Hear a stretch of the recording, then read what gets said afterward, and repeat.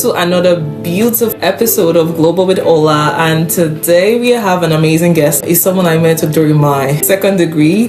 His name is, I'll let him introduce himself. Today's topic is going to be about making the most of your education abroad.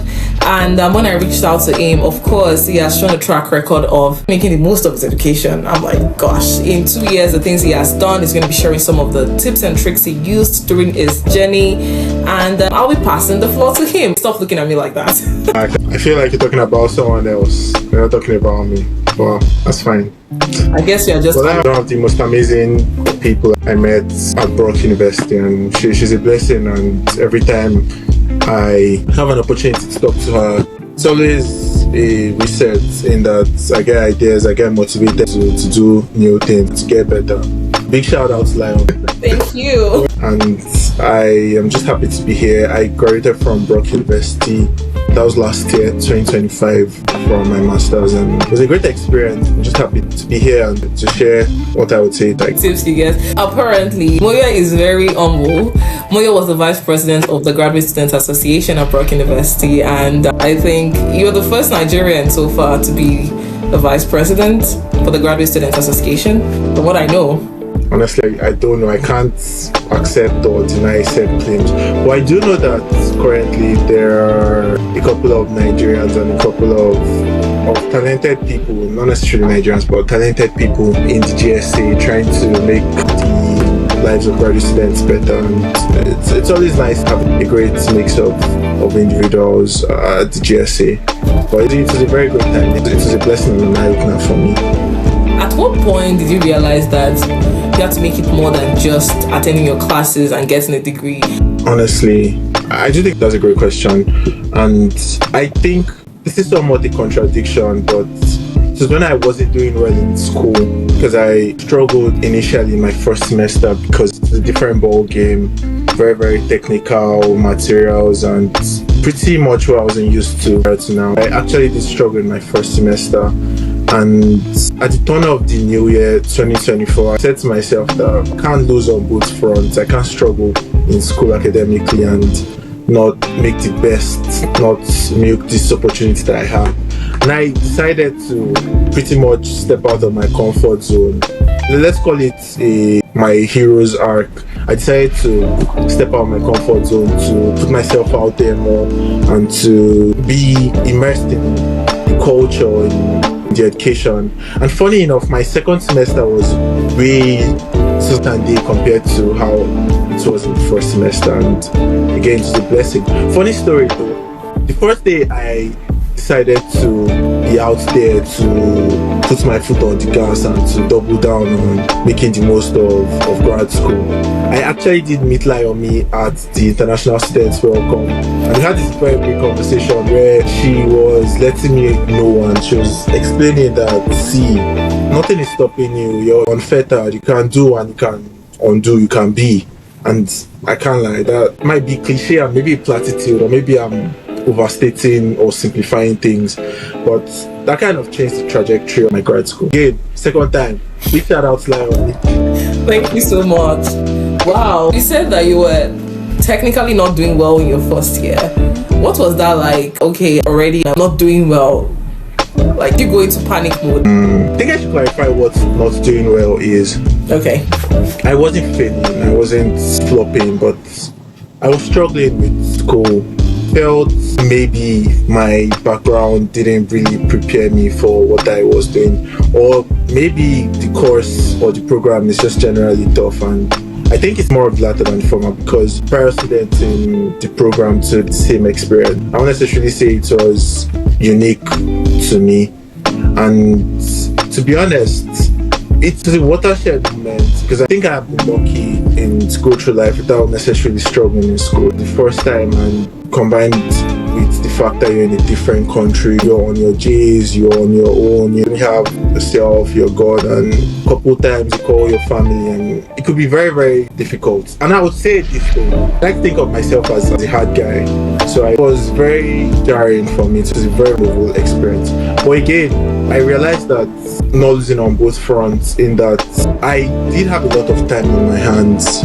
Instead of mulling and crying and feeling bad for myself, I just decided to immerse myself in the culture. I started going out more, I started volunteering for events and opportunity and this and that was like the mindset I had, and to be honest, I would like to think it worked out well. Again, I don't know, but I think it worked out well. Now you were talking about, you realized that you had to bridge a gap. So people often say the real lessons of studying abroad happened outside the classroom. What did that look like in your experience? Because you're like, you didn't want to fail on both fronts, right? So it means that you had to take some steps to not fail on both fronts. You had to spoke about volunteering, you spoke about like to put yourself out there. So what did that look like for you? Just clarify that I don't necessarily agree with that statement. I think I learned the most in my class. Again, it's a new experience, it was a new way of learning, it was new concepts, high order information, and I think I learned the most in class. And I would say this though, I also learned a ton of stuff outside the class. And how did that look for me? Well, I think first and foremost, you need to have that mindset of it's a new experience, so what you had previously done or who you were before, you kind of subordinate that to the kind of person you want to be. So now, for instance, you were maybe the best student in your school and you're coming to terms with the fact that you're moving from an old country to a new one, different cultures, and you have to kind of social capital, you have to build that social circle first. And by doing that, you would be able to immerse yourself in the culture and get better. So it's a situation where you as a human being, you're not a monolith, you're not a standalone person, and there are a lot of environmental factors that affect your ability to deliver and your well-being as, say, an international student. And because of this, if you're not really putting yourself out there, if you're not engaging the community, you will find out that eventually you'd lose on both fronts, because you would be struggling in school because of the new experience, and again, you're not making the best of the volunteering experiences, the social events, and the general trainings and learnings you can obtain from a part of the international student experience. So now, with what you're saying, you prepared on both fronts. On the other front, which is not academic now, I mean school. One of the things I've been conversant about is networking. How did you go about that, right? Because you have to build another social cycle outside the one you had in school. How did you go about building, like, because most people are currently about to graduate. This time last year, we're also preparing to graduate. So how did you go about building up your network before you were done with school? To be honest, it's a day. You don't do that in a day. It's a chain of events. I would like to think of it as the snowball effect, where you start from, again, volunteering. First time I met Laomi, I volunteered for an international student welcome event, and I met people, and people probably registered my face. Based on that, I'm building social capital, and people are seeing me. And to be honest, as we're very tribal, and we would always go to what we think is familiar, and because they see you and they somewhat know you, I think it makes things easier. I'll give an instance. So I from my master's program, so I graduated in May, and to be honest, I did not know I was really making an impression on people until I was job searching, and I got referrals without necessarily applying for the roles, and having conversations with I was having final stages or being moved up in the recruitment cycle because of a co-sign, let's call it a co-sign, from a professor that I helped in TA. Did some teaching assistant work and grading, so they would saw something in me. Again, I know what they saw, but they thought I was a top G, and they thought I was a very, very rich person, and maybe I was a remarkable person. Again, I don't know, I'm not in their minds, but did refer me for these roles. And also, it's stepping outside of the comfort zone. To be honest, no one is going to give you stuff, and you just have to go out for it. And the funny thing is, the competition out there is way less than you think. I'll give you an instance. For my GSA position, I was just going about it one day, and someone applied for, because there's an election type P, no one applied to be elected, and I said, and I was like, I'm not small in this world now, I can try this. are doing this, they're things like me, and I applied, and to be honest, I ran unopposed, and I got a very huge opportunity to help the graduate community and to immerse myself in the culture and to make the lives of grad students better. To be honest, that was one of the highlights of my life, of my last year. And to just summarize, essentially snowball effect, just start from wherever you are and have that mindset that the people that are doing this thing, they're not necessarily better than you, but their snowball has been building from way before you started building your own snowball, before your snowball started falling down the slopes. Yeah. Wow. I think I just learned something for the first time today, the snowball effect. I wouldn't call it that. I mean, I think it's a build up. And now saying snowball effect, that makes a lot of sense. So one activity leads to another. Like, I remember seeing you that day and being like, oh yeah. And when next I saw you, it was like as if I know you from somewhere. And we just literally said, hi, hello. Like, yes, familiarity is definitely a big one. Now, how would you say involvement in student leadership, organizations, or campus initiatives comes to in terms of maximizing your value of your like abroad journey? Because you served in student leadership, so what was it like? Would you say that it helped to make life easier when you were like about to graduate from school and were looking for jobs? Was it also part of the snowball effect? What was it like for you? That's a very great question, somewhat philosophical, but I think that at the beginning, ab initio, I felt that I wanted to help people. I know it's something of a platitude, or it's very cliche, I want to help people, but I actually did want to help people, and I wanted to ensure the grad student experience was, and from that opportunity, it came with a lot of benefits. For instance, it was a paid volunteer role, so you're getting paid for basically helping people and for ensuring the grad student experience was richer. So you're getting paid for that, and I'm not going to lie, grad school or being an international student could be very expensive, and it helps you with bills. More important was the kind of person you are becoming. Again, it goes back to building your social capital, because as an international student, to be honest, I don't want to be a doomsayer or make it all sound all doomy and gloomy, but you're starting from zero. So you need to start building, you need to start putting yourself out there. And I do think that the student leadership position helped in that regard. It really helped build my capital, and it gave me visibility. Interesting. When you were looking for your job, when you were work, most of your experiences were based on the experiences you got while you were in school? I guess so, yes, because again, I go back to the analogy I made about us as humans not being monolithic, not being standalone entities, in that there are a lot of things affecting you and you're not a straitjacket person. Yeah. I think that GSA beats the feelings and the good energy I was getting from that. It's permeated into other aspects of my life. So I reduced the time I spent in my apartment. I was always outside, and once you're outside, I don't know about other sports. It made me more productive and it made me see the world differently. I was registering for exams, I was upskilling even during my grad school, and I was combining just a ton of stuff at the same time. It's permeated into other aspects of my life, and to be honest, it gives you a great story, and it gives you a side to yourself. You're not just anybody, and it kind of differentiates you from the main unique and special humans as individuals. Doing things bigger than yourself, it's a blessing. You just need from doing stuff like that, it permeates to other aspects of your life. So you're becoming a well-rounded person. You're building confidence. You're learning how to talk to people. You're learning not to be scared of people, because in more often than not, our mindsets and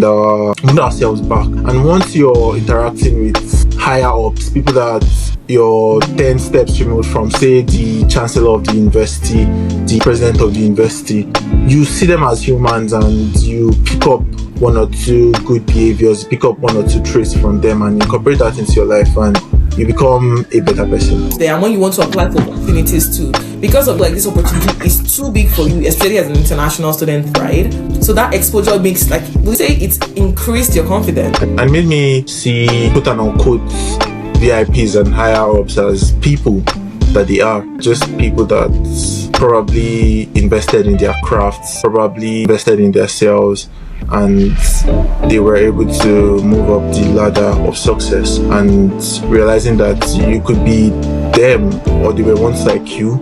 There's no difference between both of you. Now, if a new international student is about to graduate, how do you think they can make the most of their education? Like this is March, they are graduating June, July. How can they make the most of their educational journey at this point? Would you say it's too late? No, that's the thing. I believe it's ever too late to better. I feel as humans, something we've been blessed with is our ability to beat adversity and our ability to reinvent ourselves and better. And in this regard, I think it's too late. Matter of fact, I do think it's a blessing because at this time, correct me if I'm wrong, but there are usually career fairs throughout up the year and just reaching out to people, codes, messaging people, and it's with yield benefits. It's never too late. Every opportunity you see, just be out there, put yourself there, and you're not being tired, you're not being weary, but your momentum and you're going at it time and time again. This is a very philosophical question. I honestly can't think of the first step. Oh yeah, your mindset. I know it sounds very self-help book like change mindset, but to be honest, it does change everything. It does. Change one day. Your worldview doesn't change one day, but you can incorporate positive traits and thoughts and where you want to be, and just have a vibe that I can do this and I do this, and I think that's very important. Okay. If I sound like all these self-help authors, I'm not like that. I'm very down to earth. I like very down to earth, but these things do work. I would say. Just changing your mindset, believing that you can do it. No one can believe in you more than you believe in yourself. It goes back to, I don't know about your audience, but my mom used to tell me that the people that used to get first position in my class, they don't have two heads, and why can't I try my best, and why can't I be that kind of person? So yeah, I did. It does help mindset change. I'm sorry, audience, for being so cliche and dropping all these platitudes. I don't think you're being cliche. You're saying it exactly as it is, because your mindset is. I feel like when you lose a position and you're like, oh my gosh, when they don't win something, they're like, I know I wasn't gonna get it. The reason why you didn't get it in the first place because you were competing with the mindset of I'm going to lose this. But when you're competing with I'm going to do everything to get this and you don't get this, you're like, why didn't they choose me? And how can I reposition myself for this same opportunity the next time it comes up, right? So yeah, that's a definite spot on. For someone that is starting their journey, would you just say that they should start by volunteering? Because I've also heard of something, right? Correct me if I'm wrong. I've heard that you try to network with people when you don't even have a form of direction. You get used in the process. You get used, or you consider as someone that is not serious with life. So what would you say? Like, would you say they should figure out what they want to do with their lives first, or you just say just put yourself out there? Because I don't know, when I go on social media and I see some content, I'm like, I get this person feels the need to post, but this doesn't have any business here right now. Like what's the purpose of this message that you're passing across, right? In that situation, would you say that they should figure out who they are first, what they want to do first, or you would say they can put themselves out there and then walk their way towards trying to figure themselves out? That's a tough one. I do think it's a trade in that it's a trade-off between figuring out yourself and putting yourself out there. There is no, you can't do one or the other because I don't have all the answers, to be honest. And even I kind of big picture of where I want to be and kind of want to be. And point is, I am doing everything I can to make myself better. I don't have a 10 quality plan that I want to be someone that I want to have certain qualities. No, I just want to get better, and part of being better is putting yourself out there. Because if you think you're not ready, it leads to a type of problem where you're just suffering from inertia and you're not moving forward. And sometimes just taking that step is, again, I sound like a motivational speaker, but the hardest thing to do is just start. And when you start, you kind of on the fly, but at the same time you should have at least the semblance of an idea of what you want to gain from, say, networking, what you want to gain from putting yourself out there. But I would say I'm leaning towards the side of just starting, just getting yourself out of your comfort zone and putting yourself out there. But at the same time, having a pretty decent or an idea of what you want to gain from starting. Okay, you said just start, and I was like, I know you're currently working as a senior consultant. Yeah. And that just starting does not cut that chase. You know, there was a build up towards you becoming that. So yeah, you're going to approach maybe someone that's already in the field and they're like, what can you do? And you're like, I just have a passion. I just want to be a consultant. Okay, so what have you gotten? What are the things you've done to build you up towards this? And you're like, just vibes. But you see, like, I mean, that's the thing. And I like to think I found myself very lucky in that everything just, I struggle, but I think they made me better, and I tend to look and remember fondly about the things that did happen to me. But again, I do think that just starting kind of helps. So for instance, during my grad school, I was taking the FRM exams, the financial risk manager exam, and to be honest, it was very, very combining that with grad school and combining that with everything I was up to. But just starting really helped. For instance, when I was reading for the certification exams, the material and curriculum is just so massive. But just starting, getting familiar with the material and just reading through it, skimming through it, trying to get the sense of what the material is about, it helped.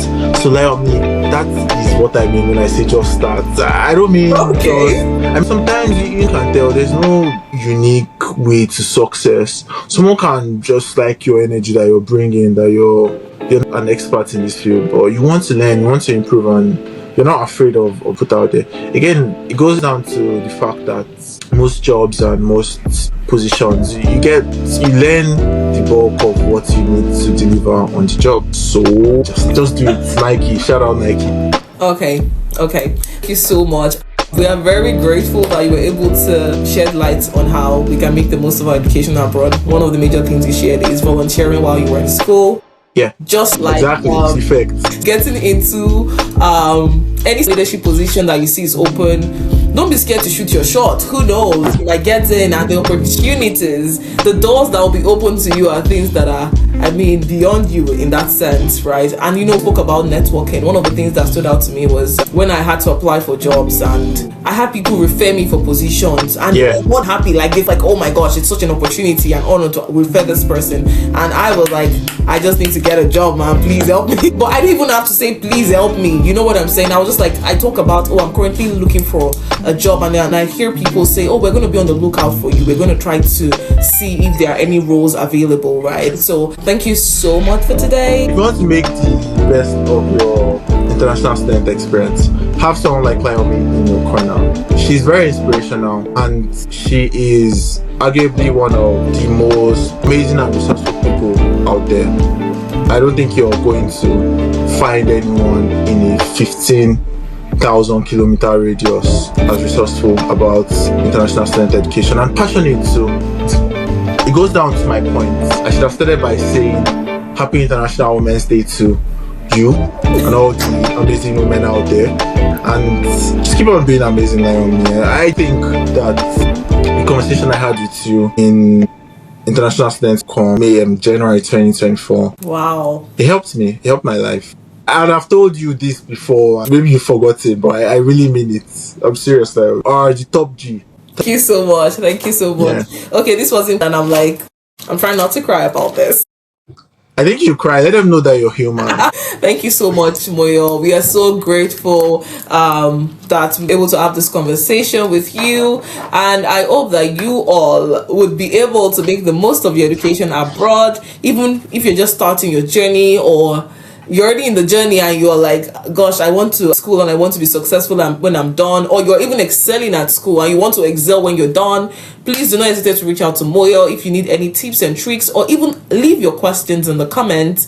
We are more than happy to answer you. See you on our next episode. Do not forget to click the subscribe button. Bye now. Bye-bye. Bye.